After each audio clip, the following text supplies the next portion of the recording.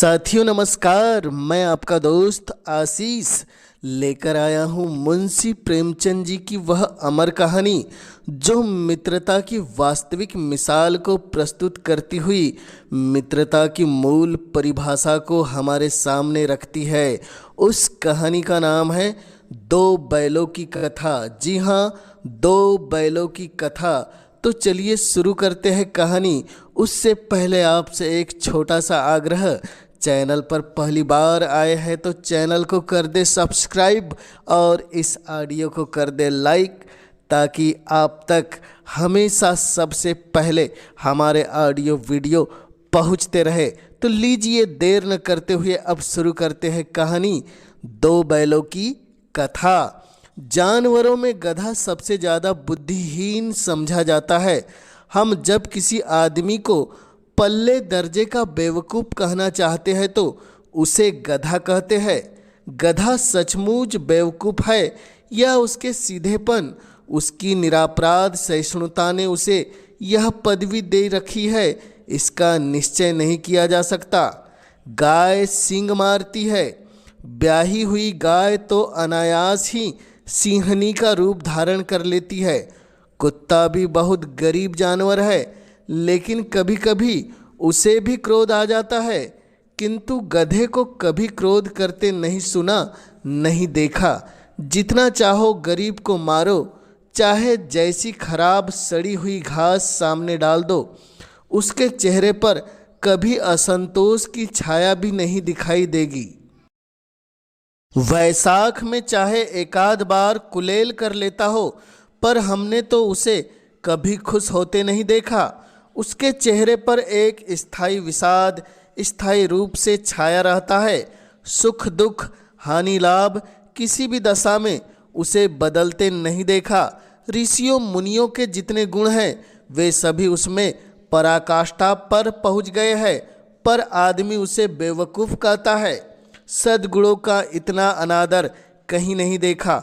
कदाचित सीधापन संसार के लिए उपयुक्त नहीं है, लेकिन गधे का एक छोटा भाई और भी है जो उससे कम ही गधा है, और वह है बैल।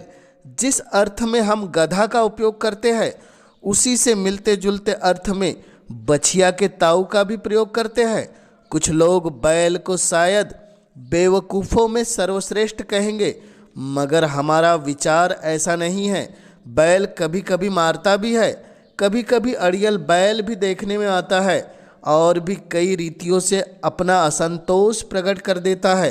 अतएव उसका स्थान गधे से नीचा है। तो लीजिए अब यहाँ से शुरू होती है वह कहानी जिसे आप सुनने के लिए इस चैनल पर आए हैं, दो बैलों की कथा। झूरी काछी के दोनों बैलों के नाम थे, हीरा और मोती। दोनों पछाई जाति के थे, देखने में सुंदर, काम में चौकस, डील में ऊंचे। बहुत दिनों से साथ रहते रहते दोनों में भाईचारा हो गया था। दोनों आमने सामने या आसपास बैठे हुए एक दूसरे से मूक भाषा में विचार विनिमय करते थे। एक दूसरे के मन की बात कैसे समझ जाता था हम कह नहीं सकते। अवश्य ही उनमें ऐसी कोई गुप्त शक्ति थी जिससे जीवों में श्रेष्ठता का दावा करने वाला मनुष्य भी वंचित है। दोनों एक दूसरे को चाटकर और सूंघकर अपना प्रेम प्रकट करते। कभी कभी दोनों सींग भी मिला लिया करते, विग्रह के नाते से नहीं, केवल विनोद के भाव से, आत्मीयता के भाव से। जैसे दोनों में घनिष्ठता होते ही धौल धप्पा होने लगता है। इसके बिना दोस्ती कुछ फुसफुसी, कुछ हल्की सी रहती है, जिस पर ज़्यादा विश्वास नहीं किया जा सकता। जिस वक्त ये दोनों बैल हल या गाड़ी में जोत दिए जाते और गर्दन हिला हिलाकर चलते, उस वक्त हर एक को यही चेष्टा होती थी कि ज़्यादा से ज़्यादा बोझ मेरी ही गर्दन पर रहे। दिन भर के बाद दोपहर या संध्या को दोनों खुलते तो एक दूसरे को चाट चूट कर अपनी थकान मिटा लेते। नांद में खुली भूसा अगर मिल जाए उसे साथ में खाते।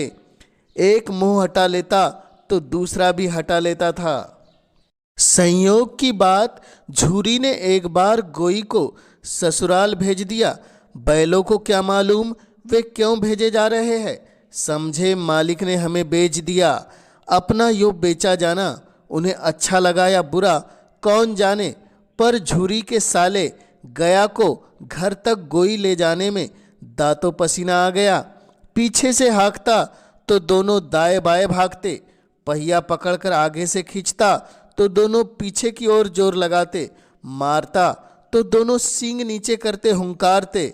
अगर ईश्वर ने उन्हें वाणी दी होती तो झूरी से पूछते, तुम हम गरीबों को क्यों निकाल रहे हो? हमने तो तुम्हारी सेवा करने में कोई कसर नहीं छोड़ी। अगर इतनी मेहनत से काम न चलता था और काम लेते। हमें तो तुम्हारी चाकरी में मर जाना कबूल था। हमने कभी दाने चारे की शिकायत नहीं की। तुमने जो खिलाया वह सिर झुकाकर खा लिया। फिर तुमने हमें इस जालिम के हाथों में क्यों बेच दिया? संध्या समय दोनों बैल अपने नए स्थान पर पहुँचे। दिन भर के भूखे थे, लेकिन जब नांद में लगाए गए तो एक ने भी उसमें मुंह न डाला। दिल भारी हो रहा था। जिसे उन्होंने अपना घर समझ रखा था वह आज उनसे छूट गया था। यह नया घर, नया गांव, नए आदमी उन्हें बेगाने से लग रहे थे। दोनों ने अपनी मूक भाषा में सलाह की, एक दूसरे को कनखियों से देखा और लेट गए। जब गांव में सोता पड़ गया तो दोनों ने जोर मारकर पगहे तुड़ा डाले और घर की तरफ चले। पगहे बहुत मजबूत थे। अनुमान न हो सकता था कि कोई बैल उन्हें तोड़ सकेगा, पर इन दोनों ने इस समय दूनी शक्ति आ गई थी। एक एक झटके में रस्सियाँ टूट गई। झूरी प्रातःकाल सोकर उठा तो देखा कि दोनों बैल चरनी पर खड़े हैं। दोनों की गर्दनों में आधा आधा गराव लटक रहा है। घुटने तक पाँव कीचड़ से भरे हैं और दोनों की आंखों में विद्रोह में स्नेह झलक रहा है। झूरी बैलों को देखकर स्नेह से गदगद हो गया। दौड़कर उन्हें गले लगा लिया। प्रेमालिंगन और चुंबन का वह दृश्य बड़ा ही मनोहर था। घर और गांव के लड़के जमा हो गए और तालियां बजा बजा कर उनका स्वागत करने लगे। गांव के इतिहास में यह घटना अभूतपूर्व न होने पर भी महत्वपूर्ण थी। बाल सभा ने निश्चय किया, दोनों पशु वीरों को अभिनंदन पत्र देना चाहिए। कोई अपने घर से रोटियां लाया, कोई गुड़, कोई चोकर, कोई भूसी। एक बालक ने कहा, ऐसे बैल किसी के पास न होंगे। दूसरे ने समर्थन किया, इतनी दूर से दोनों अकेले चले आए। तीसरा बोला, बैल नहीं है, वे उस जन्म के आदमी हैं। इसका प्रतिवाद करने का किसी के पास साहस न हुआ। झूरी की स्त्री ने बैलों को द्वार पर देखा तो जल उठी। बोली, कैसे नमक हराम बैल है कि एक दिन वहाँ काम न किया, भाग खड़े हुए। झूरी अपने बैलों पर यह आक्षेप न सुन सका। नमक हराम क्यों है? चारा दाना न दिया होगा तो क्या करते? स्त्री ने रौब के साथ कहा, बस तुम ही तो बैलों को खिलाना जानते हो और तो सभी पानी पिलाकर रखते हैं। झूरी ने चिढ़ाया, चारा मिलता तो क्यों भागते? स्त्री चिड़ी, भागे इसलिए कि वे लोग तुम जैसे बुद्धों की तरह बैलों को सहलाते नहीं, खिलाते हैं तो रगड़कर जोतते भी है। ये दोनों ठहरे कामचोर भाग निकले। अब देखूं कहाँ से खली और चौकर मिलता है। सूखे भूसे के सिवा कुछ न दूंगी, खाए चाहे मरे। वही हुआ। मजूर को बड़ी ताकीद कर दी गई कि बैलों को खली सूखा भूसा दिया जाए। बैलों ने नांद में मुंह डाला तो फीका फीका, न कोई चिकनाहट न कोई रस। क्या खाए? आशा भरी आंखों से द्वार की ओर ताकने लगे। झूरी ने मजूर से कहा, थोड़ी सी खली क्यों नहीं डाल देता बे? मालकिन मुझे मार ही डालेगी। चुरा कर डाला ना दादा, पीछे से तुम भी उन्हीं की सी कहोगे। दूसरे दिन झूरी का साला फिर आया और बैलों को ले चला। अब कि उसने दोनों को गाड़ी में जोता। 2-4 बार मोती ने गाड़ी को सड़क की खाई में गिराना चाहा, पर हीरा ने संभाल लिया।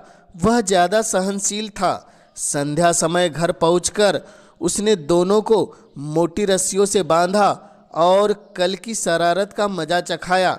फिर वही सूखा भूसा डाल दिया। अपने दोनों बैलों को खली चुनी सब कुछ दे दी। दोनों बैलों का ऐसा अपमान कभी नहीं हुआ था। झुरी इन्हें फूल की झड़ी से भी न छूता था। उसकी टिटकार पर दोनों उड़ने लगते। यहाँ मार पड़ी। आहत सम्मान की व्यथा तो थी, उस पर मिला सूखा भूसा। नांद की तरफ आंखें न उठाई। दूसरे दिन गया ने बैलों को हल में जोता, पर इन दोनों ने जैसे पाँव न उठाने की कसम खा ली थी। वह मारते मारते थक गया, पर दोनों ने पाँव न उठाया। एक बार जब उस निर्दयी ने हीरा की नाक पर खूब डंडे जमाए तो मोती को गुस्सा काबू के बाहर हो गया। हल लेकर भागा। हल, रस्सी, जुआ, जोत सब टूट कर बराबर हो गया। गले में बड़ी बड़ी रस्सियाँ न होती तो दोनों पकड़ाई में न आते। हीरा ने मूक भाषा में कहा, भागना व्यर्थ है। मोती ने उत्तर दिया, तुम्हारी तो इसने जान ही ले ली थी, अब की बार मार पड़ेगी, पड़ने दो। बैल का जन्म लिया है तो मार से कहाँ तक बचेंगे। गया दो आदमियों के साथ दौड़ा आ रहा। दोनों के हाथों में लाठियाँ है। मोती बोला, कहो तो दिखा दूँ कुछ मजा, मैं भी लाठी लेकर आ रहे हैं। हीरा ने समझाया, नहीं भाई, खड़े हो जाओ, मुझे मारेगा तो मैं भी एक दो को गिरा दूंगा। नहीं, हमारी जाति का यह धर्म नहीं है। मोती दिल में ऐंठ कर रह गया। गया आ पहुंचा और दोनों को पकड़कर ले चला। कुशल हुई कि उसने इस वक्त मारपीट नहीं की, नहीं तो मोती भी पलट पड़ता। उसके तेवर देखकर गया और उसके सहायक समझ गए कि इस वक्त टाल जाना ही मसलन सही है। आज दोनों के सामने फिर वही सूखा भूसा लाया गया। दोनों चुपचाप खड़े रहे। घर के लोग भोजन करने लगे। उस वक्त छोटी सी लड़की 2 रोटियां लिए निकली और दोनों के मुंह में देकर चली गई। उस एक रोटी से उनकी भूख तो शांत होती, पर दोनों के हृदय में मानो ऐसा भोजन आहा पर यहाँ मिला था, यहाँ भी किसी सज्जन का वास है। लड़की भैरव की थी। उसकी माँ मर चुकी थी। सौतेली माँ मारती रहती थी, इसलिए इन बैलों से उसे एक प्रकार की आत्मीयता हो गई थी। दोनों दिन भर जोते जाते, डंडे खाते, अड़ते, शाम को सान पर आकर बंध जाते और रात को वही बालिका उन्हें 2 रोटियां खिला जाती। प्रेम के इस प्रसाद की यह बरकत थी कि 2-2 गाल सूखा भूसा खाकर भी दोनों दुर्बल न होते थे, मगर दोनों की आंखों में रोम रोम में विद्रोह भरा हुआ था। एक दिन मोती ने मूक भाषा में कहा, अब तो नहीं सहा जाता हीरा, क्या करना चाहते हो? एक हाथ को सींग मारकर उठा फेंक दूँ? लेकिन जानते हो, वह प्यारी लड़की जो हमें रोटियां खिलाती है उसी की लड़की है जो इस घर का मालिक है। यह बेचारी अनाथ हो जाएगी तो मालकिन को फेंक दूँ? वही तो उस लड़की को मारती है। लेकिन औरत जात पर सींग चलाना मानो उनके बस में नहीं है। तुम तो किसी तरह निकलने ही नहीं देते। बताओ, तुड़ाकर भाग चले? हाँ, यह मैं स्वीकार करता, लेकिन इतनी मोटी रस्सी टूटेगी कैसे? इसका एक उपाय है। पहले रस्सी को थोड़ा सा चबा लो, फिर एक झटके में वह टूट जाती है। रात को जब बालिका रोटियां खिलाकर चली गई, दोनों रस्सियां चबाने लगे, पर मोटी रस्सी मुंह में न आती थी। बेचारे बार बार जोर लगाकर रह जाते थे। सहसा घर का द्वार खुला और वही लड़की निकली। दोनों सिर झुकाकर उसका हाथ चाटने लगे। दोनों की पूंछ खड़ी हो गई। उसने उनके माथे सहलाए और बोली, खोल दूँ? चुपके से भाग जाओ, नहीं तो यहाँ के लोग मार डालेंगे। आज घर में सलाह हो रही है कि इनके नाकों में नाथ डाल दी जाए। उसने गराव खोल दिया, पर दोनों चुपचाप खड़े रहे। मोती ने अपनी भाषा में पूछा, अब चलते क्यों नहीं? हीरा ने कहा, चले तो, लेकिन कल इस अनाथ पर आफत आ जाएगी, सब इसी पर संदेह करेंगे। सहसा बालिका चिल्लाई, दोनों फूफा वाले बैल भागे जा रहे हैं। ओ दादा, दोनों बैल भागे जा रहे हैं, जल्दी दौड़ो। गया हड़बड़ाकर भीतर से निकला और बैलों को पकड़ने चला। वे दोनों भागे, गया ने पीछा किया और भी तेज हुए। गया ने शोर मचाया, फिर गांव के कुछ आदमियों को भी साथ लिए चले। दोनों मित्रों को भागने का मौका मिल गया, सीधे दौड़ते चले गए, यहाँ तक कि मार्ग का ज्ञान न रहा। जिस परिचित मार्ग से आए थे उसका यहाँ पता न था। नए नए गांव मिलने लगे। तब दोनों एक खेत के किनारे खड़े होकर सोचने लगे, अब क्या करना चाहिए। हीरा ने कहा, मालूम होता है राह भूल गए, तुम भी बेतहाशा भागे, वहीं उसे मार गिराना था। उसे मार गिराते तो दुनिया क्या कहती, वह अपना धर्म छोड़ दे, लेकिन हम अपना धर्म क्यों छोड़े। दोनों भूख से व्याकुल हो रहे थे। खेत में मटर खड़ी थी, चरने लगे। रह रह कर आहट ले लेते कि कोई आता तो नहीं। जब पेट भर गया तो दोनों ने आज़ादी का अनुभव किया तो मस्त होकर उछल कूदने लगे। पहले दोनों ने डकार ली, फिर सींग मिलाए और एक दूसरे को ठेलने लगे। मोती ने हीरा को कई कदम पीछे हटा दिया, यहाँ तक कि वह खाई में गिर गया। तब उसी भी क्रोध आया, संभल कर उठा और फिर मोती से भिड़ गया। मोती ने देखा खेत में झगड़ा हुआ चाहता है तो किनारे हट गया। अरे यह क्या, कोई सांड दौड़ता चला आ रहा है। हाँ, सांड ही है। वह सामने आ पहुंचा। दोनों मित्र बगले झांक रहे हैं। सांड पूरा हाथी है, उससे भिड़ना जान से हाथ धोना है, लेकिन न भिड़ने पर भी जान बचती नहीं नजर आती। इन्हीं की तरफ आ रहा है। कितनी भयंकर सूरत है। मोती ने मूक भाषा में कहा, बुरे फंसे, जान बचेगी, कोई उपाय सोचे। हीरा ने चिंतित स्वर में कहा, अपने घमंड से फुला हुआ है, आरजू विनती न सुनेगा, भाग क्यों नहीं चले। भागना कायरता है तो फिर यहीं मरो। बंदा तो 9-2-11 होता है, और जो दौड़े। तो फिर कोई उपाय सोचो जल्द। उपाय यही है कि उस पर दोनों जने एक साथ चोट करे। मैं आगे से रगेदता हूँ, तुम पीछे से रगेदो। दोहरी मार पड़ेगी तो भाग खड़ा होगा। मेरी ओर झपटे, तुम बगल से उसके पेट में सींग घुसेड़ देना। जान जोखिम है पर दूसरा उपाय नहीं है। दोनों मित्र जान हथेलियों पर लेकर लपके। सांड को भी संगठित शत्रुओं से लड़ने का तजुर्बा न था। वह तो एक शत्रु से मल्ल युद्ध करने का आदी था। ज्यों ही हीरा पर झपटा, मोती ने पीछे से दौड़ाया। सांड उसकी तरफ मुड़ा तो हीरा ने रगेदा। सांड चाहता था कि एक एक करके दोनों को गिरा ले, पर ये दोनों भी उस्ताद थे, उसे वह अवसर न देते थे। एक बार सांड झल्लाकर हीरा का अंत करने के लिए उसकी ओर चल पड़ा। मोती ने बगल से आकर पेट में सींग भोग दिया। सांड क्रोध में आकर पीछे फिरा तो हीरा ने दूसरे पहलू में सींग भोग दिया। आखिर बेचारा जख्मी होकर भागा और दोनों मित्रों ने दूर तक उसका पीछा किया, यहाँ तक कि सांड बेदम होकर गिर पड़ा। तब दोनों ने उसे छोड़ दिया। दोनों मित्र विजय के नशे में झूमते चले जाते थे।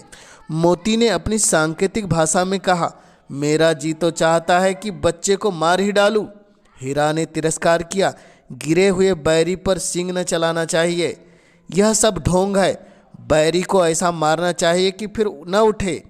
अब घर कैसे पहुँचेंगे वह सोचो, पहले कुछ खा तो लो फिर सोचे। सामने मटर का खेत था, मोती उसमें घुस गया। हीरा मना करता रहा पर उसने एक न सुनी। अभी 2 ही 4 ग्रास खाए थे कि 2 आदमी लाठिए लिए दौड़ पड़े और दोनों मित्रों को घेर लिया। हीरा तो मेड़ पर था, निकल गया। मोती सींचे हुए खेत में था, उसके खुर कीचड़ में धंसने लगे, न भाग सका, पकड़ लिया। हीरा ने देखा संकट में संगी पड़ चुका है, फंसते हैं तो दोनों, फंसेंगे तो दोनों। रखवालों ने उसे भी पकड़ लिया। प्रातःकाल दोनों मित्र कांजी हाउस में बंद कर दिए गए। दोनों मित्रों के जीवन में पहली बार ऐसा साबिका पड़ा कि सारा दिन बीत गया और खाने को एक तिनका भी न मिला। समझ में ही नहीं आता था यह कैसा स्वामी है, इससे तो गया भी अच्छा था। यहाँ कई भैंसें थी, कई बकरियाँ, कई घोड़े, कई गधे, पर किसी के सामने चारा न था। सब जमीन पर मुर्दे की तरह पड़े थे। कई तो इतने कमज़ोर हो गए थे कि खड़े भी नहीं हो सकते थे। सारा दिन दोनों मित्र फाटक की ओर टकटकी लगाए ताकते रहे, पर कोई चारा लेकर आता न दिखाई दिया। तब दोनों ने दीवार की नमकीन मिट्टी चाटनी शुरू की और उससे तृप्ति होती। दिन को भी जब कुछ भोजन न मिलता तो हीरा के दिल में विद्रोह की ज्वाला दहक उठी। मोती से बोला, अब तो नहीं रहा जाता मोती। मोती ने सिर लटकाए हुए जवाब दिया, मुझे तो मालूम होता है प्राण निकल रहे हैं। इतनी जल्द हिम्मत न हारो भाई, यहाँ से भागने का कोई उपाय निकालना चाहिए। आओ दीवार तोड़ डाले। मुझसे तो अब कुछ नहीं होगा। बस इसी बूते पर अकड़ते थे, सारी अकड़ निकल गई। बाड़े की दीवार कच्ची थी। हीरा मजबूत तो था, पर नुकीले सींग दीवार में गड़ा दिए और जोर मारा तो मिट्टी का एक झिप्पड़ निकल आया। फिर तो उसका साहस बढ़ा। उसने दौड़ दौड़ कर दीवार पर चोटें की और हर चोट में थोड़ी थोड़ी मिट्टी गिराने लगा। उसी समय कांजी हाउस का चौकीदार लालटेन लेकर जानवरों की हाजिरी लेने आ निकला। हीरा का उजापन देखकर उसने उसे कई डंडे रसीद किए और मोटी सी रस्सी से बांध दिया। मोती ने पड़े पड़े कहा, आखिर मार खाई, क्या मिला? अपने बूते भर जोर तो मार दिया। ऐसा जोर मारना किस काम का कि कोई बंधन में पड़ा है। जोर तो मारता ही जाऊंगा, चाहे कितने ही बंधन पड़ते जाए। जान से हाथ धोना पड़ेगा। कुछ परवाह नहीं, यो भी तो मरना ही है। सोचो दीवार खुद जाती हो, कितनी जानें बच जाती। इतने भाई यहाँ बंद है, किसी की देह में जान नहीं है। 2-4 दिन और यही रहे तो मर ही जाएंगे। हाँ, यह बात तो है। अच्छा तो ला, फिर मैं भी जोर लगाता हूँ। मोती ने भी दीवार में उसी जगह सींग मारा। थोड़ी सी मिट्टी गिरी और फिर हिम्मत बढ़ी। फिर तो वह दीवार में सींग लगाकर इस तरह जोर करने लगा मानो किसी प्रतिद्वंदी से लड़ रहा है। आखिर कोई 2 घंटे की जोर आजमाइश के बाद दीवार ऊपर से लगभग 1 हाथ गिर गई। उसने दूनी शक्ति से दूसरा धक्का मारा तो आधी दीवार गिर पड़ी। दीवार का गिरना था कि अधमरे से पड़े हुए सभी जानवर चेत उठे। तीनों घोटियां सरपट भाग निकली, फिर बकरियां निकली, इसके बाद भैंसें भी खिसक गई, पर गधे अभी तक ज्यों के त्यों खड़े थे। हीरा ने पूछा, तुम दोनों क्यों नहीं भाग जाते? एक गधे ने कहा, जो कहीं फिर पकड़ लिए जाए तो क्या हरज है, अभी तो भागने का अवसर है। हमें तो डर लगता है, हम यहीं पड़े रहेंगे। आधी रात से ऊपर जा चुकी थी। दोनों गधे अभी तक खड़े सोच रहे थे कि भागे या ना भागे, और मोती अपने मित्र की रस्सी तोड़ने में लगा हुआ था। जब वह हार गया तो हीरा ने कहा, तुम जाओ, मुझे यहीं पड़े रहने दो, शायद कहीं भेंट हो जाए। मोती ने आंखों में आंसू लाकर कहा, तुम मुझे इतना स्वार्थी समझते हो हीरा? हम और तुम इतने दिनों से एक साथ रहे हैं, आज तुम विपत्ति में पड़ गए तो मैं तुम्हें छोड़कर अलग हो जाऊं? हीरा ने कहा, बहुत मार पड़ेगी, लोग समझ जाएंगे यह तुम्हारी शरारत है। मोती गर्व से बोला, जिस अपराध के लिए तुम्हारे गले में बंधन पड़ा उसके लिए अगर मुझ पर मार पड़े तो क्या चिंता। इतना हो तो गया कि 9-10 प्राणियों की जान बच गई, वे सब आशीर्वाद देंगे। यह कहते हुए मोती ने दोनों गधों के सींगों से मार मार कर बाड़े के बाहर निकाला और तब अपने बंधु के पास आकर सो रहा। भोर होते ही मुंशी और चौकीदार तथा अन्य कर्मचारियों में कैसी खलबली मची, इसके लिखने की क्या जरूरत नहीं। बस इतना ही काफ़ी है कि मोती की खूब मरम्मत हुई और उसे भी मोटी रस्सी से बांध दिया गया। 1 सप्ताह तक दोनों मित्र वहीं बंधे पड़े रहे। किसी ने चारे का एक तृण भी नहीं डाला। हाँ, एक बार पानी दिखाया गया, यही उनका आधार था। दोनों इतने दुर्बल हो गए थे कि उठा तक नहीं जाता। ठटरियाँ निकल आई थी। एक दिन बाड़े के सामने झुग्गी बजने लगी और दोपहर होते होते वहाँ 50-60 आदमी जमा हो गए। तब दोनों मित्र निकल आए और उनकी देखभाल होने लगी। लोग आ आकर उनकी सूरत देखने और मन फीका करके चले जाते। ऐसे मृतक बैलों को कौन खरीदार मिलेगा। सहसा एक दड़ियल आदमी, जिसकी आंखें लाल थी और मुद्रा अत्यंत कठोर, आया और दोनों मित्रों के कुल्हों में उंगली गोदकर मुंशी जी से बातें करने लगा। उसका चेहरा देखकर अंतर्ज्ञान से दोनों मित्रों के दिल कांप उठे। वह कौन है और उन्हें क्यों टटोल रहा है, इस विषय में उन्हें कोई संदेह न हुआ। दोनों ने एक दूसरे के भीत नेत्रों से देखा और सिर झुका लिया। हीरा ने कहा, गया के घर से नाहक भागे, अब जान न बचेगी। मोती ने अश्रद्धा भाव से उत्तर दिया, कहते हैं भगवान सबके ऊपर दया करते हैं, उन्हें हमारे ऊपर भी दया आएगी। भगवान के लिए हमारा मरना जीना दोनों बराबर है। चलो अच्छा ही है, कुछ दिन उनके पास तो रहेंगे। एक बार भगवान ने उस लड़की के रूप में हमें बचाया था, क्या अब न बचाएगा? यह आदमी छुरी चलाएगा, देख लेना। तो क्या चिंता है, मांस खाल सिंग हड्डी सब किसी न किसी के काम में तो आ जाएगी। नीलाम हो जाने के बाद दोनों मित्र उस दड़ियल के साथ चले। दोनों की बोटी बोटी काँप रही थी। बेचारे पाँव तक न उठा सकते थे, पर भय के मारे गिरते पड़ते भागे जाते थे, क्योंकि वह जरा भी चाल धीमी हो जाने पर जोर से डंडा जमा देता था। राह में गाय बैलों का एक रेवड़ हरे हरे हार में चरता नजर आया। सभी जानवर प्रसन्न थे, चिकने चपल, कोई उछलता था, कोई आनंद से बैठा पागुर करता था। कितना सुखी जीवन था इनका, पर कितने स्वार्थी है सब। किसी को चिंता नहीं है कि उनके दो भाई बाधिक के हाथ पड़े कैसे दुखी है। सहसा दोनों को ऐसा मालूम हुआ कि यह परिचित रहा है। हाँ, इसी रास्ते से यहाँ से उन्हें लाया गया था। वही खेत, वही बाग, वही गांव मिलने लगे। प्रतिक्षण उनकी चाल तेज होने लगी। सारी थकान, सारी दुर्बलता गायब हो गई। आहा, यह लो, अपना ही हार आ गया। इसी कुएं पर हम पूर चलाने आया करते थे, यही कुआं है। मोती ने कहा, हमारा घर नवीन आ गया।